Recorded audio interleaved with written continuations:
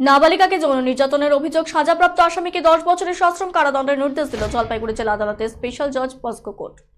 বৃহস্পতিবার বস্কো কোর্টের বিচারক ইন্দিবর ত্রিপাঠী এই সাজা ঘোষণা করে বলেন স্পেশাল সরকারি আইনজীবী দেবাশিস দত্ত। তিনি বলেন ঘটনার 10 জন সাক্ষী দিয়েছেন। 10 বছরের কারাদণ্ডের পাশাপাশি অভিযুক্তকে 20,000 টাকা জরিমানা করা হয়েছে।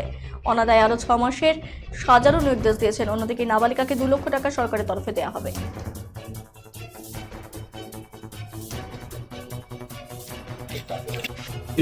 জলপাইগুড়ি স্পেশাল জাজ পক্সো কোর্ট মাননীয় ইন্দিবর ত্রিপাঠী একটি মামলার রায় ঘোষণা করেছেন, যেটি 2016 সালের মামলা।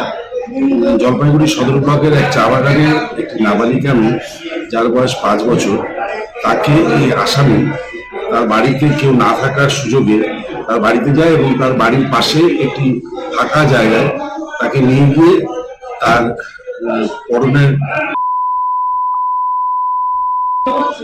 এই কেসটা হওয়ার পরে সরকার পক্ষ থেকে 10 জন টোটাল সাক্ষী এই কেসে দিয়েছিল এবং সাক্ষী হওয়ার পরে উভয় পক্ষের সওয়াল জবাব শোনার পর মহামান্য বিচারক এই আসামিকে 10 বছরের সশ্রম কারাদণ্ড, 20,000 টাকা জরিমানা, অনাদায়ে আরো 6 মাসের জেল এবং ভিকটিমকে 2 লক্ষ টাকা ক্ষতিপূরণ দেওয়ার জন্য অর্ডার দিয়েছে। এর জলপাইগুড়ি স্পেশাল